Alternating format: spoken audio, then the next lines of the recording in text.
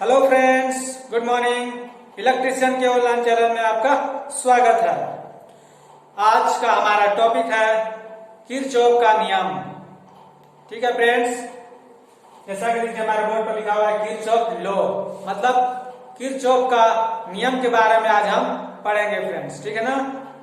हमने ओम का नियम पढ़ा, जिसमें ओम के नियम की सहायता से किसी परिपथ में धारा और विभवांतर अर्थात वोल्टेज का अध्ययन किया, उसका ज्ञात किया, प्रश्नों को सॉल्यूशन किया। लेकिन ओम का नियम जो है वो सरल परिपथों के लिए उपयोगी है। जटिल परिपथों में ओम के नियम के अनुसार अगर हम क्वेश्चन का सॉल्यूशन करते हैं तो उसमें हमें कठिनाइयां हो जाती है। इसीलिए जटिल परिपथों को हल करने के लिए किरचॉफ नामक वैज्ञानिक ने दो नियम दिया, जिसे किरचॉफ नियम के नाम से जाना जाता है। तो हम किरचॉफ के दोनों नियमों को विस्तार से पढ़ेंगे। इससे पहले हम उसमें आने वाले कुछ कठिन शब्दों का अर्थ अच्छी तरह समझ लेते हैं। ठीक है। तो जो किरचॉफ के नियम में जो कठिन शब्द आते हैं उसमें पहला है संधि।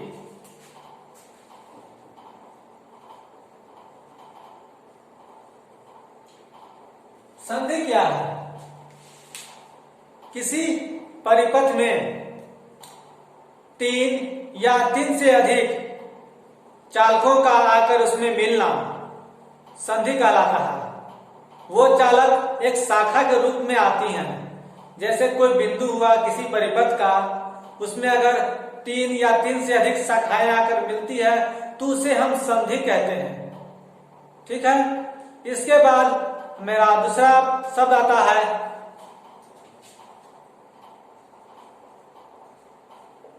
लूप। किसी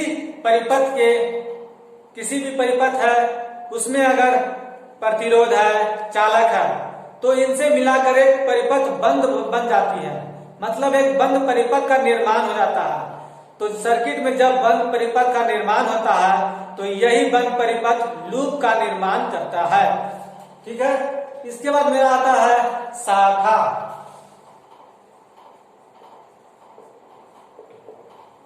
शाखा क्या है?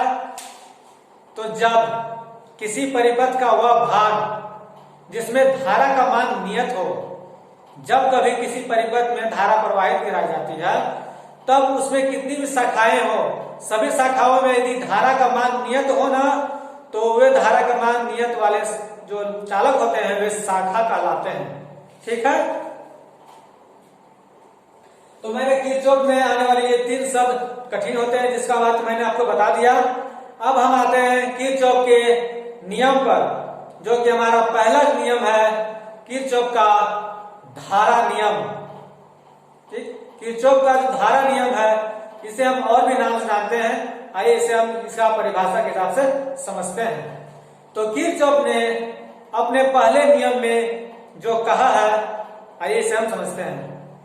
किसी भी परिपथ में किसी बिंदु पर मिलने वाली धाराओं का बीजगणितीय योग शून्य होगा। ठीक। इसे दूसरे शब्दों में हम कह सकते हैं कि किसी भी परिपथ में किसी बिंदु पर आने वाली धाराओं का बीजगणितीय योग तथा उसी बिंदु से जाने वाली धाराओं का बीजगणितीय योग के बराबर होगा। यह जो किरचॉफ का पहला नियम है इसे संधि का नियम भी कहते हैं। यह आवेश संरक्षण के सिद्धांत पर आधारित होता है। आइए इसे हम डायग्राम के द्वारा समझेंगे तो हमें अच्छी तरह से समझ में आएगा। ठीक है। तो किरचॉफ का जो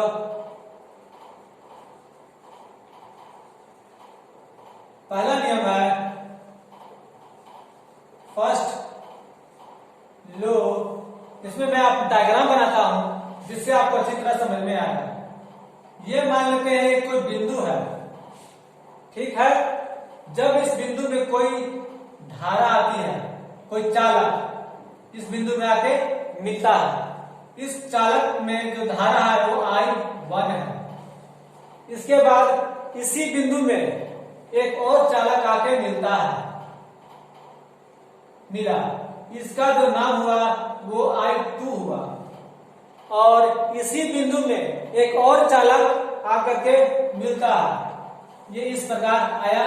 और एक ही बिंदु में 3 चालक आए इस प्रकार, I1, I2, I3, तीनों में धारा है, तीनों में धारा नियत बह रही है।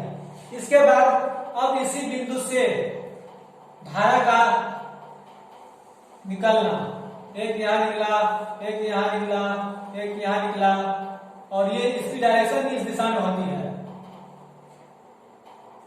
इसका I नाम पकड़ लेते हैं, I4, I5 और I6।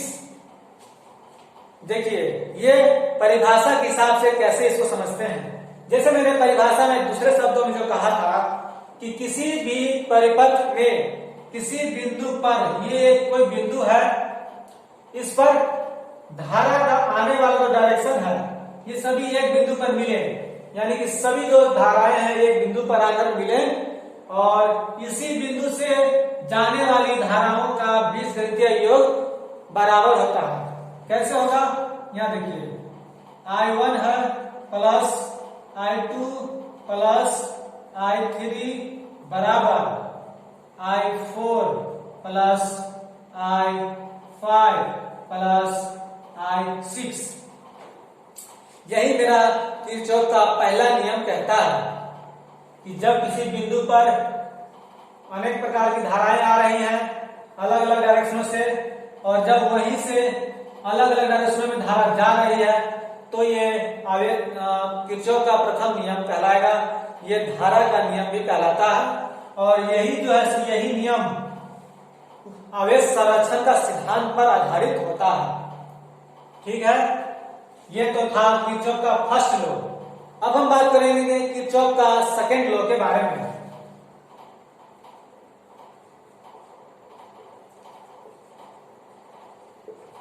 Kirchhoff's second law.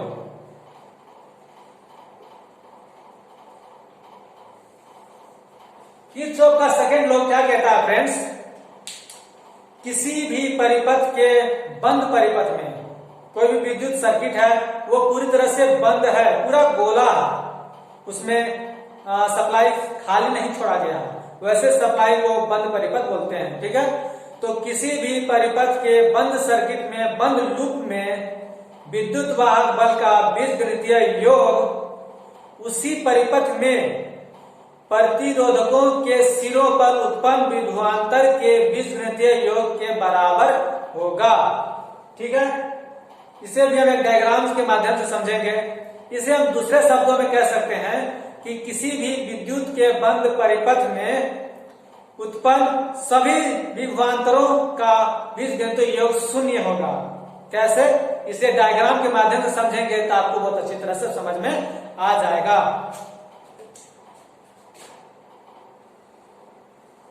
ये मैं एक सर्किट बना रहा हूं जो कि एक बंद परिपथ होगा। ये A, B, C और D, यहां पर मेरा रेजिस्टेंस लगा रहेगा। इस तरह से मैं रेजिस्टेंस लगाऊंगा, यहां हो जाएगा R1, फिर यहां पर मेरा रेजिस्टेंस लगा रहेगा, यहां हो जाएगा R2, यहां रेजिस्टेंस लगा रहेगा R3 और यहां रेजिस्टेंस लगा रहेगा R4। तो आप देख रहे हैं कि ये तो हमारा एक बंद सर्किट है, इसमें न किसी प्रकार से कहीं से सप्लाई लेने के लिए जगह छोड़ा गया है, लेकिन उसमें कहीं से सप्लाई ले सकते हैं, सप्लाई इसमें दे सकते हैं। ये सर्किट बंद परिपथ होता है। ठीक है, तो इसको हम परिभाषा के हिसाब से कैसे समझेंगे कि सभी प्रतिरोधकों, जो ये हमारा विभवांतर है, धारा और रेजिस्टेंस को मिलाकर तो विभवांतर बनता है वोल्टेज, जैसा कि हमने ओम के नियम में बारे में पढ़ा था। तो सभी विभवांतरों पर जो बीजगणितीय योग होगा वो शून्य के बराबर होगा। कैसे, जैसे हम स्टार्टिंग यहां से करते हैं, तो V AB, V AB plus भी बी सी प्लस भी सी डी प्लस भी ए डी बराबर 0। मतलब अगर इस प्रकार के क्वेश्चन अगर आपको सॉल्यूशन करने के लिए दिया जाए और उसका रेजिस्टेंस निकालने के लिए दिया जाए, जैसे इक्विवेलेंस रेजिस्टेंस हम लोग निकालते थे, हम लोग पिछले क्लास में पढ़ा था, तो इसका मान आपको 0 हो जाएगा, क्योंकि किरचॉफ के सेकंड लॉ में यही कहता है कि जब अगर आपका ऐसा सर्किट है, अगर इसका आपको सॉल्यूशन कहा बोला जाए कि R1, R2, R3, R4 का इक्विवेलेंट रेजिस्टेंस ज्ञात करें, तो आपको कुछ नहीं करना, बस आपको किरचॉफ का जो सेकंड लॉ है उसको याद करना है और उसके बाद जो भी सॉल्यूशन होगा उसको 0 कर देना है, क्योंकि देख रहे हैं हमारा ये जो बीजगणितीय योग है वो 0 के बराबर आता है। ठीक है ना। कैसे इसका सॉल्यूशन क्वेश्चन आता है इसको मैंने फिगर के माध्यम से आपको दिखा देता हूं। जैसे कैसे आएगा, यहां से धारा I1 स्टार्ट होने से ऐसे आएगा, फिर ऐसे रहेगा, ऐसे रहेगा, ऐसे रहेगा, फिर ऐसे रहेगा, यहां से ऐसे रहेगा, सभी में रेजिस्टेंस लगा हुआ रहेगा आपके पास, ऐसे ऐसे देख रहे हैं ना। ये कुछ सर्किट इसके जैसा ही नहीं है क्या, सेम टू सेम इसी के जैसा ही है। हम इसमें भी एक और जोड़ सकते हैं, ऐसे कोई दिक्कत नहीं है, ऐसे प्रकार के से हम जोड़ दिए, और एक और इसमें हम जोड़ सकते हैं, यहां पर जोड़ सकते हैं कि नहीं, प्लस में करेंगे ए और सी करेंगे, भी ए सी बराबर 0। मतलब किसी भी प्रकार से सर्किट बनाए उसमें अगर बंद है वो सर्किट और वो अगर किरचॉफ के सेकंड लॉ के नियम पर आता है तो उसका पूरा इक्विवेलेंट 0 हो जाएगा। जैसा कि मैंने क्वेश्चन देखे है ना, इस प्रकार के क्वेश्चन आपको सॉल्यूशन करने के लिए आते हैं तो उसको आपको सॉल्यूशन 0 कर देना है। ठीक है। ये तो सेकंड लॉ हो गया। फर्स्ट लॉ में जो ये आता है, धारा जितना आया किसी भी बिंदु पर, उसके बाद फिर धारा जितना जा रहा है सभी का मान बराबर हो जाता है। तो ये थे जटिल प्रश्न जो कि किरचॉफ के नियम के आधारित ही सॉल्व किए जा सकते हैं। ये जटिल प्रश्न ओम के नियम को पालन करके हम सॉल्व नहीं कर सकते हैं, क्योंकि ओम का नियम साधारण और सरल प्रश्नों को हल करने के लिए उसका यूज किया जाता है। ठीक है फ्रेंड्स, तो हमने आज पढ़ा किरचॉफ का पहला नियम और किरचॉफ का दूसरा नियम।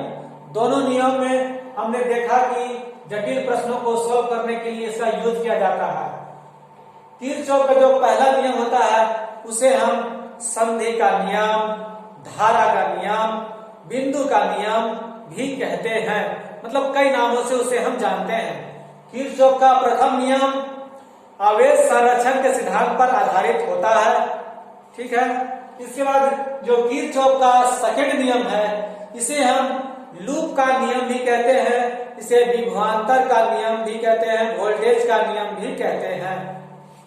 ये जो किरचॉफ का सेकंड नियम है ये ऊर्जा संरक्षण के सिद्धांत पर आधारित होता है। ठीक है फ्रेंड्स, तो आज मैंने आपको किरचॉफ का दोनों नियम के बारे में बताया। मैं उम्मीद करता हूं आपको दोनों नियम अच्छी तरह समझ में आया होगा।